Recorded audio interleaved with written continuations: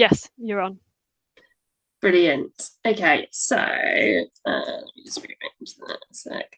So this was some work that, as I said, the Royal College of Surgeons did, and I think a lot of us will be familiar with the Intercollegiate Green Surgery checklist, which, if you haven't come across it, it's a really useful list of things that we can do to make surgical care more sustainable.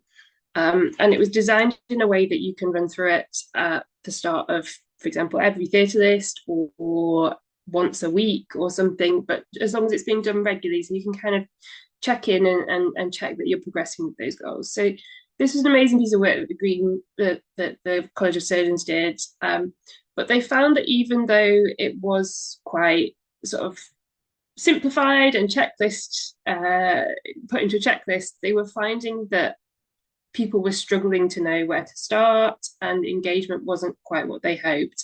And they sort of found that units were putting this in and then it was falling out of practice quite quickly. So they're looking at new ways that they can improve kind of progress on this and kind of speed things up. So what they've started doing now is a series of what they're calling E-Quips, so equality improvement projects, targeting one of the items on the checklist at a time. And the first one that they've done is on rub, don't scrub, so using alcohol-based hand gel instead of traditional surgical scrub. And I think partly this is because it's quite a simple project to implement, so it's a good first step. And I hope it's something that we could all be doing in our own hospitals if it's not already there. So a little bit of background on why we might want to swap to alcohol-based scrub. So water is a really undervalued resource, and we know that kind of predicted rates of consumption, 2/3 of the world's population could be living in water-stressed countries, and now that says by 2025. So I think that might be a slightly outdated statistic. And certainly, I had a quick look today, and I think the UN expects that to be much higher now. And I think that things with AI and the huge amounts of water that's used, we're probably going to see those rates increase. So we really do need to be saving water. But as well as water, if we're scrubbing our hands in the taps at work, we're also heating the water. So that's got an energy use as well. So by swapping to an alcohol-based scrub, we can save not only water, but we can save energy. And whether that's gas or electricity, that's got carbon impact. So we can be saving carbon as well. Alcohol-based scrub has been approved by NICE and WHO. You can only use it for subsequent scrubs. So we still recommend that you use traditional scrubbing for the first scrub of the day. And then after that, it's very safe to use alcohol-based scrub. And actually, studies have either found that there's no difference in surgical site infections with alcohol-based gel, or some studies have found that it's actually got a higher efficacy than alcohol-based gel. And there's potential that that's because it's better tolerated by surgeons. It's kinder on our skin. So we're probably more adherent to kind of doing it properly than we might be with water-based scrubbing. There is a very slight difference in the way that you kind of do it. You have to kind of do your forearms first, and then they suggest that you do your hands on subsequent scrubs. But it's a very similar sort of process to what we already do, a very slight change, and I think we'd all kind of be able to do it quite quickly. They do this presentation's on the College of Surgeons website, and they've got a video showing you the technique, and I'm not going to run through that now, but if you want to go and have a look after here, I'll show you where to find that at the end. So what they've done is they've created a whole package of information that you would need to implement this in your own hospital. And they suggest that you start by doing a baseline audit of what practice is happening at your hospital. It could be that you've already got alcohol-based hand gel there, but we don't know whether or not people are using it routinely. So they still recommend that you do a baseline audit whether or not you have alcohol-based hand gel present, because in lots of units it's sort of been put on the wall but nobody really knows what it is, and so they're still not using it. I think this is they have two kinds of audit based on how you're going to measure your water use, and I'll talk to you a little bit more through that, but essentially you can either go for a very rough estimate of your water use, or you can go through a bit more of a complex process. I think probably a rough estimate's going to be sufficient for most places. We know that this works, we know that it reduces carbon, so it's probably sufficient to do a kind of a rough estimate on this, I would say. These are the two ways that they suggest that you do it. You can either kind of guess that one hand wash roughly equals 18 litres of water. So it's quite a substantial amount, really. Or you can go ahead and you can measure the volume for that particular sink. So there will be different volumes and different flow rates for each sink in your hospital. So it depends where you're working.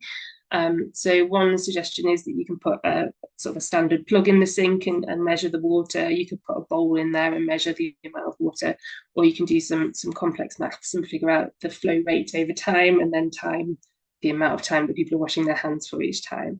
But I'm quite a simple person, so the measuring the water sounds more simple to me, but there's various options. They have come across, the team sort of found that where they've implemented this, they've come across several scenarios. So as I said, one scenario is that the alcohol-based hand gel is already available in your hospital, but that either staff don't realise that they can use it, or it's present in your storerooms, but it's not being delivered consistently to theatre. So it's worth, if you haven't seen it and you don't, it's worth finding out from your theatre teams whether or not it's something that is available in your trust, and then kind of doing a bit of detective work to find out why that process is happening, whether it's being delivered, whether you need to do a bit of staff education to find out, to kind of demonstrate to people that it's safe to use and how to use it. Or it might be that it's not available in trust, and there's some information on the pack that they provide as to kind of where you might go about sourcing it that you can share with the people that would need to do that in your trust. These are just some slides that they provide as part of their pack to kind of show, once you've implemented this in your own trust, what the change was, and also how much money you save, which is always really nice for your hospital teams to hear, and tends to be a really strong driver on this work. And they kind of give all of the scientific references for it. I think what I thought was probably most useful, if I stop sharing, is just where I show you where you can find this, because I think that this is a really great resource, but I don't think that a lot of people, especially in obstetrics and gynecology, know that it's there. I think it's probably been more widely publicised in general surgery. But I'll show you where to find it.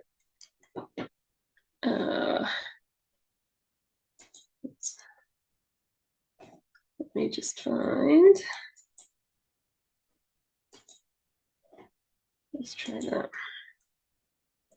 Right, just bear with me. Can you see my that website there? Yes, we can. So this is, if you just search for the Royal College of Surgeons or the Intercollegiate Green Theatre checklist, you'll come onto this landing page, which is just on their main site. And kind of at the top of the page is all of the information about the checklist. So if you haven't heard about that before, that's where you can find that. The checklist is there in the middle. And I'm not sure that we would all scroll right down to the bottom to find it if we didn't notice there, but right down at the bottom is where you find the resources that they've created.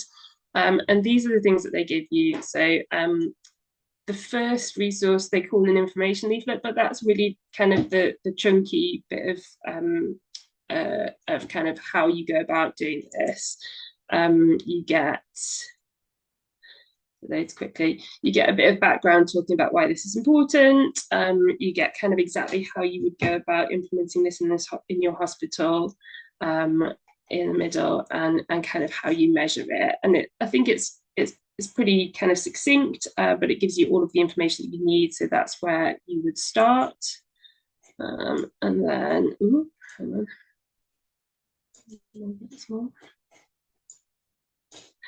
on. You also get a poster that you can put up in theatres to remind people. So if you find that situation where alcohol-based hand rub is available, but people aren't using it, then they've got posters that you can put up over the scrub sinks so that you remind people to use it. And you can do that in combination with the presentation that they give you. So you can kind of present, they give you a presentation that you can do in a local team meeting to remind people of why that's important. And then they also have the data collection toolkits on there as well. So that takes you to the Excel spreadsheet that we talked about. And that will calculate your water used and also the carbon used on that. So that's really useful to show that you're making those changes. I think, yeah, essentially, I just wanted to show people that it was there. I think it's a really good project that you could, for trainees, if you're looking to do a quality improvement project that we will have to do, it's a really good sort of ready-made one of something that needs to kind of be happening. Or if you're supervising trainees that are looking for one, then it's a good thing to point them to. So yeah, just useful to know that it's there. But yeah, all good.